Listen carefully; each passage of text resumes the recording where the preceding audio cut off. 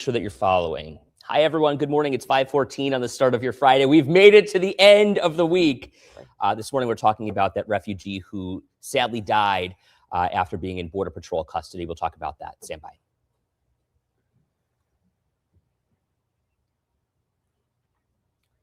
Good morning, everybody. It's 5:14 on the start of your Friday morning as we've made it to the end of the week here. It's been a really busy news week. I mean, this is one of the busiest weeks we've had in years here in Buffalo. And frankly, there aren't enough minutes in the day, not enough people in the newsroom to cover it all. And, you know, a lot of community response to what's been happening here. And what we want to talk about right now is the refugee who was living in Buffalo, then at the Erie County Holding Center, gets released from the holding center to Border Patrol and ends up dying pretty far away from where he was dropped off. So the biggest question is, how did this refugee, this man, Nurul Shah Amin, make it from Riverside, Ontario and Military, the Tim Hortons in Riverside, to the Key Bank Center, essentially, Perry Street, downtown Buffalo, where he was found dead? Big questions about why he was just left there at this closed Tim Hortons. And will there be an investigation by the federal government And here? then a lot of questions, too, when it comes to this arrest also, which I think maybe lead to bigger concepts. Does he speak English? How do we expect police to communicate with somebody like that? There's a lot to wrap our minds around here. You and I were having this conversation after I got this body camera video in the newsroom yesterday morning. We'll dig into all of that in the next couple of seconds, but first, look at some of today's top stories. So some of your favorite movies and TV shows could be headed to Paramount, the company coming out on top following a bidding war with Netflix over Warner Brothers content. So Warner Brothers Discovery Board saying Paramount submitted a superior offer, and then this deal would move Paramount closer to taking over all of the owned assets of Warner Brothers. More than 500 neighbors could lose their jobs in Lancaster after Amazon announced it would be closing part of its facility. The retail giant says operations there will shift from a combined sort and return center to a standalone return center. An Amazon spokesperson says the company's working with impacted employees. Okay, so here's the story that we're talking about this morning, how neighbors in Buffalo really calling for change, many of them calling for justice after this man died. And there are just so many, I want to just say, like, levels to this story. Right. And so here's the reality. He came to Buffalo looking for a better life. He was a refugee. Exactly. This was Christmas Eve 2024.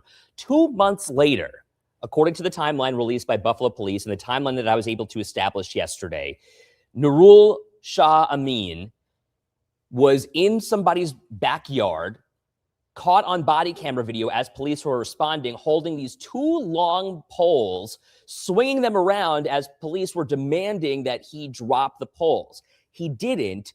Police say, if you don't drop the poles, we're going to tase you. They tase him. It doesn't work. They wind up taking him to the ground.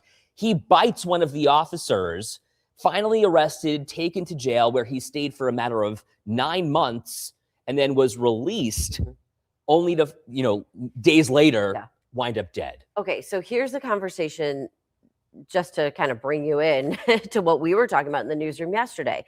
So absolutely, you cannot attack a police officer. This kind of thing can't happen. But here were the two things that we kind of started talking about. Number one, does he speak in any English as police are telling him what to do, giving him direction, yelling direction at him, which they should be doing. Does he speak any English? Does he understand what they're saying? Number two, his family says he is mostly blind. Does he know it's police? These are the questions that I had as I'm watching this video. Absolutely, you cannot attack a police officer. We've all said we have police officers in our family.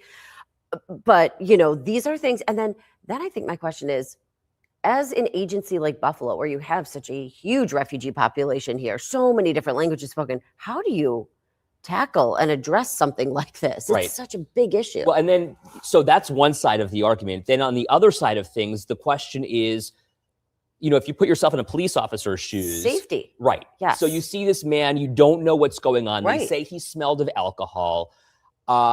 He could have been having a mental health crisis. And we know that there is so much of an issue with mental health, with drugs. There's a crisis in Buffalo. And how you respond makes all the difference, which is why they use their tasers and not deadly force, quite frankly. Right. And as a police officer, if someone is coming at you with what could potentially be a deadly weapon. Exactly. You've got to respond. You do. So Ellie in my TikTok comments here, and by the way, I'm on TikTok Live. You can follow me at Dranch. she's got the point here saying he might have thought he was being attacked. He was partially blind. Right. But at the same time, he was in somebody else's And backyard. then at the same time, he's about to attack police officers, Correct. and that can't happen either. So it really is, I mean, it is a difficult situation. And then let's say we try to move past this situation and we look at it like, how can we use this to teach ourselves, grow our understanding? I don't know how a police force would be able to respond in a situation like this with Right. somebody who doesn't. You can't hold up a card being like, what language are you and speaking, you also right? can't It's find hard. an interpreter in 2 Exactly. seconds. So there's just so many things to unpack here. Carl says he was in Border Patrol's custody. He was their responsibility. They failed him. It's as simple as So that. that's the other side of this No argument, kidding. right? What happened? What happened? Ellie says there needs to be a better way to take care of refugees, the general population as well.